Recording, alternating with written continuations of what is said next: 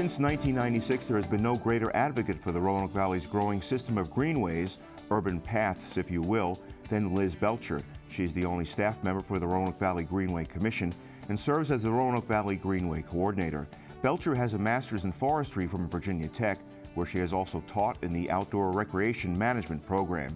She spent 6 years in recreation planning and trail management for the U.S. Forest Service and helped organize the first Virginia Governor's Conference on Greenways and Trails, held in Roanoke in 1999. Since the Greenway program overseen by Liz Belcher began in the mid-90s, more than 23 miles of urban trails have been built in the Roanoke Valley, with over $25 million in grants, donations, and local funds being awarded to the program. Liz Belcher, welcome to the interview. Thanks, Gene. Always good to talk to you. The only staff member for the Roanoke Valley Greenway Commission, the Roanoke Valley Greenways Coordinator, correct? Correct. Did you feel like the Pied Piper when you started talking about greenways back, in the mid-90s? Actually, we had a lot of good Pied Pipers, Luciella and Charlie Blankenship, and people who were on the commission. Right. But right now, we don't. The users are the Pied Pipers. Mm-hmm. And you had always talked about this, and so had other people. But are you amazed sometimes at how many people are using the Greenway? It's become the venue for races. Gallop for the Greenway will be held there this year on the same day as Down by the River, the concert. Are you amazed at just how many people are using the Greenway? Actually, yes. I mean, we're getting complaints about it being too crowded, but I think what amazes me as much as anything is how many people are using it for health and wellness. I mean, you see a lot of people out there who are really trying to address weight issues, and they're trying to follow their doctor's orders, so it's like the free place to exercise. One of the things, early on, especially that this happens in other areas where they build greenways, was, there was some concern from residents adjacent to the Greenway about, what type of people would be traipsing through their backyard and all that. But basically, has that gone away, Liz? I mean, do people basically see the value of even having property near a Greenway? Oh, absolutely. There are now people who are asking more money for their property that's close to the Greenway. I had someone who lives on Winchester tell me recently that he considered moving because he needed a bigger house.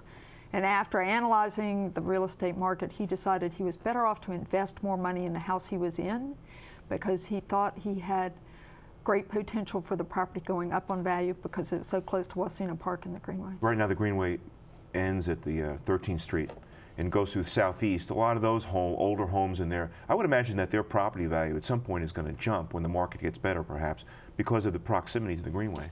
Well, and we have under construction now the piece that goes around the wastewater treatment plant, and that will include a bridge that gets you to Tinker Creek Greenway. Right. So when those people are connected, they're definitely going to see that a lot of their property is more desirable. Right. And eventually Tinker Creek Greenway will wind up at Carvin's Cove and will actually be able to hook into the Appalachian Trail at some point? Well, eventually. That's the long-term plan. There are pieces of that we're working on, especially the piece out near Hollins University with the connection to the Cove. But right now we're really focusing on the Roanoke River Greenway because we're trying to finish the middle of the Greenway by 2013 from Green Hill Park to the wastewater treatment plant, which would be 18.3 miles. So we're really trying to focus on getting the money to get that section finished. So you have funding in place for some of that construction. How much funding do you need for the one piece left? We need $7 million, and in the past we've been very dependent on government grants, which are incremental. Now we need something exponential. And so we are trying to raise that $7 million from a combination of private and government funding so that we can get finished by 2013. What's the longest stretch now on the Roanoke River Greenway, which is really the spine of the Greenway system? Well, the longest piece is in the city of Roanoke, which goes from Vic Thomas Park at Memorial Avenue to 13th Street, and that's about 5.4 miles. Salem has a piece under construction, and the city has 2 pieces under construction. So within about a year to a year and a half, we'll have quite a few more miles on the ground. We talk about you being the lone staff member, but a lot of people are involved with the Greenways, and talk about the efforts of groups like Pathfinders for Greenways and the contributions of social groups like the Kiwanis group, which put mileposts up, and just talk about the people that have really pitched in to help make the Greenways happen and to keep them in good shape. I think that's really the success story of Greenways, is that it is such a partnership. The localities actually own the Greenway. So when the Greenway is built, it's part of the Parks Department in the city of Roanoke or part of the Parks Department in Roanoke County. But it takes a lot of private people and a lot of corporate help and a lot of friends to make it happen.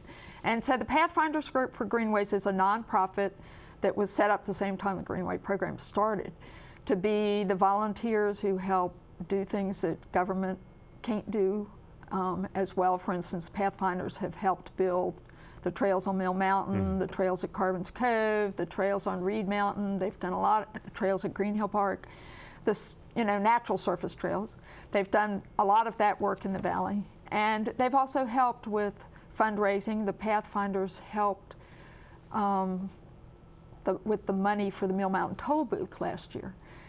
The city made a decision. They wanted to get the toll booth finished by the marathon. The old toll booth on the old on Mill Mountain Greenway. Right.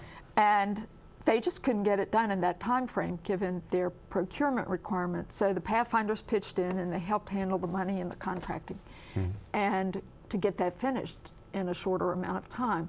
So that's where the volunteers can really help. Kiwanis has really raised the profile of the Greenway and brought some amenities that, like the mileage markers, that really make people feel secure when they're out there. It helps people to know where they are. Interestingly, one of those mile markers is on one of the flower pots, and it got put on the wrong one. And within a week, somebody called me to say, that mileage marker is off by 26 feet. Really? And that's somebody with too much time on their hands. They were absolutely correct. That mileage marker is off by 26 feet. But it's great that people are paying that much attention and that they value having that, you know, amenity that Kiwanis helped provide. And greenways are a real quality of life issue. They are, and we hear that more and more from economic development people. The 5 pillars of economic development for Roanoke Valley mentioned the outdoors, the fact that we have Pete Eshelman promoting Roanoke Outside. I think that the business community has really realized how important that is to them to attract employees and young professionals and scientists to the valley. Because this is happening elsewhere. I know you've been involved with some conferences in Virginia on greenways and trails, and it's happening elsewhere in Virginia also. Greenways and urban trails are becoming a part of what attracts people to an area. It is. I think I was interested when someone said to me that when we get our 18 miles finished, you'll be one of the longest urban greenways on the East Coast. And that's pretty exciting because we know about the WNOD and the CNO and all in Washington. The Rails to Trails, yeah. The Rails to Trails projects, but all of those go out of town. And so to have 18 miles in our core area that really allows somebody in Salem to ride to work at Korean is, and possibly get there faster than they could in a car. And certainly get there in a more healthy fashion. Right. Liz Belcher, we're going to have to leave it there. Thanks for joining us today on the interview, and it's always fun to talk about greenways. Thanks, Gene. Thanks, Liz. Our guests today have been Roanoke social entrepreneur and developer Ed Walker and Greenways coordinator Liz Belcher. I'm Gene Marrano. You can look for me in the Roanoke Star Sentinel, Valley Business Front magazine, and play-by-play. Until next time, take care.